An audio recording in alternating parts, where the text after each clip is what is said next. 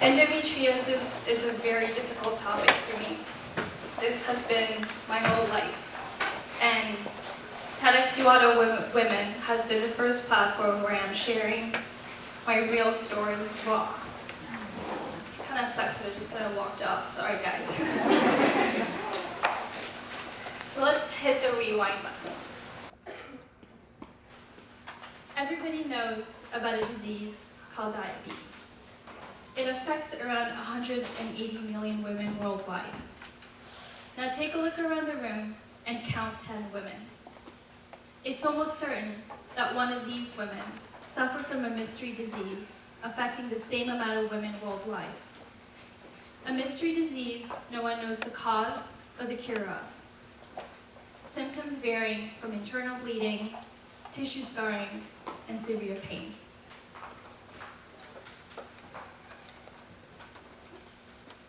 So what is this disease?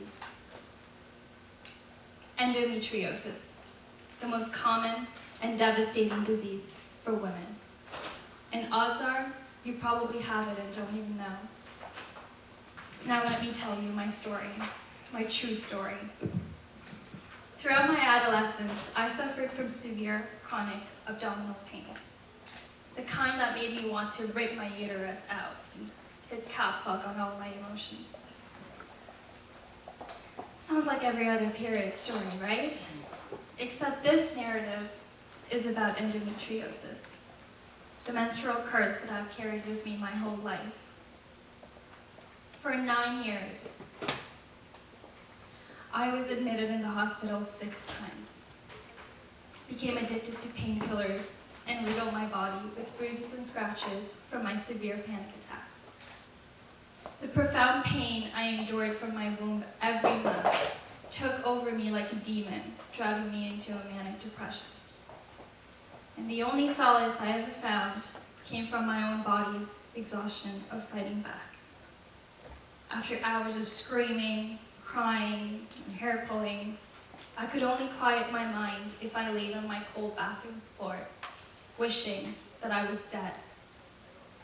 Sounds pretty awful, right? But that's how my uterus threw its monthly temper tantrum. And even though my experience with menstruation sounds horrific, multiple doctors just thought I was sensitive to periods. You know, being female and all. And some of you ladies might completely share this experience with me, but most of you probably think that there's something wrong with my uterus. And you're right in some way. Endometriosis is a condition where endometrial cells, similar to the lining of the uterus, grow elsewhere in the body. This condition causes heavy and painful periods.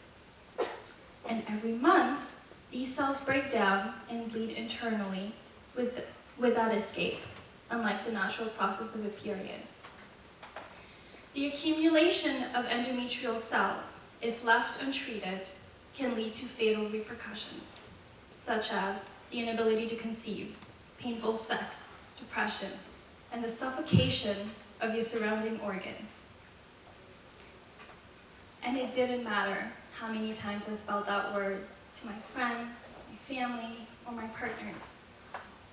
Endometriosis pain is personal. I was always met with fear and antipathy talking about my horrible periods. Everybody listened to me, but no one really heard my story. It's ingrained in everyone's mind that, yeah, you know, women don't have it easy. When in reality, it's just another way to dismiss the value of menstruation pain. We live in a menstruation-phobic society. There is so much shame and disgust surrounding the natural process of shedding blood from a uterus every month. Asking for a tampon is to be kept a secret. Your cramps should be stifled.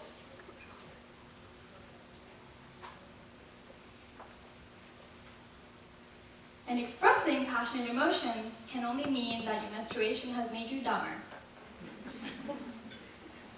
Before I was diagnosed with endometriosis, I would always compare my periods to my friends. And throughout those conversations, I only realized that us women suffer a great deal of pain in silence. If all of the women with endometriosis got together to form their own country, we would be the 8th largest country in the world. This condition takes 10 years to diagnose, and at least consultations from 8 different doctors. Such little research has been done that some doctors completely refuse to consider it as part of the diagnosis. And today, as I take my own stand to be my own advocate, think about the women in your lives. Today, we show up to talk about their pain. And today, we revolutionize the way we talk about periods and diagnose endometriosis in a flawed and gendered system. My disease has singled me out. And the abnormality of my womanhood led me to believe that I am the monstrous feminine. Let's change that narrative. Let's talk about our feminine curse. Let's talk about our periods and our pain, issues that women are dismissed of. A recent study from Harvard disclosed that women who suffer from acute abdominal pain wait for a longer period of time in the ER than men. Women wait up to 65 minutes to receive painkillers, while men only wait 49 minutes. Women are also more likely to be prescribed sedatives. The gender disparity in diagnosing acute abdominal pain is due to research being done on male physiology only. In the US, 70% of chronic pain patients are female, yet 80% of research is done on male mice only. These facts and figures only display a misogynistic scorn of the medical gaze. We are turned away from our bodies, from our sexuality, and we are silenced from our pain. Ancient Egyptians and Greeks believed in a sex-selective disorder, hysteria, deriving from the uterus to cause psychological disorders. And this idea of the wandering womb still plays a role in today's medicine. The dismissal of female abdominal pain leads to fatal repercussions.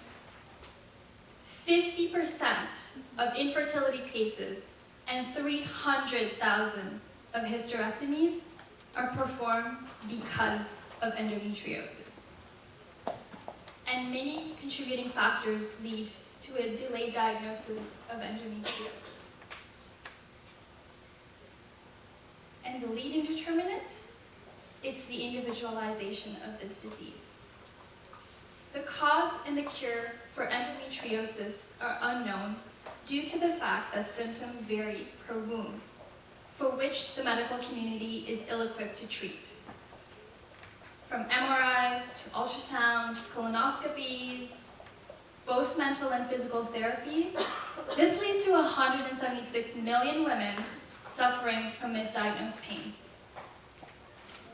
Although laparoscopic procedures can relieve the cause of the pain through removal of adhesions with a laser, this could potentially leave remnants of the disease in the body. Reemergence of endometrial cells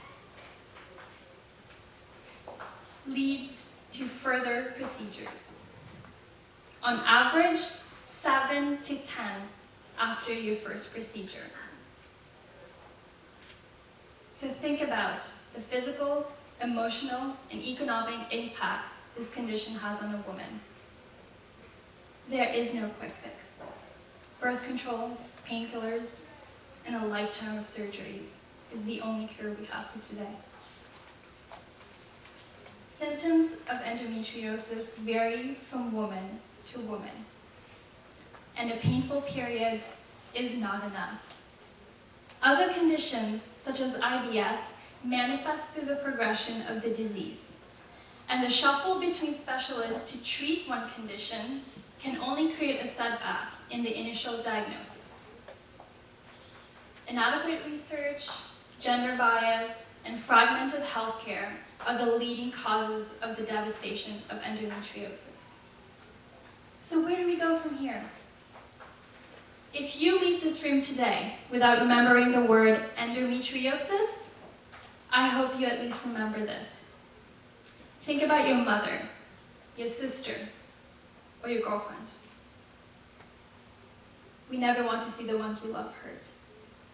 So when she comes to you, her spirit shattered and her womb suffering, listen to her.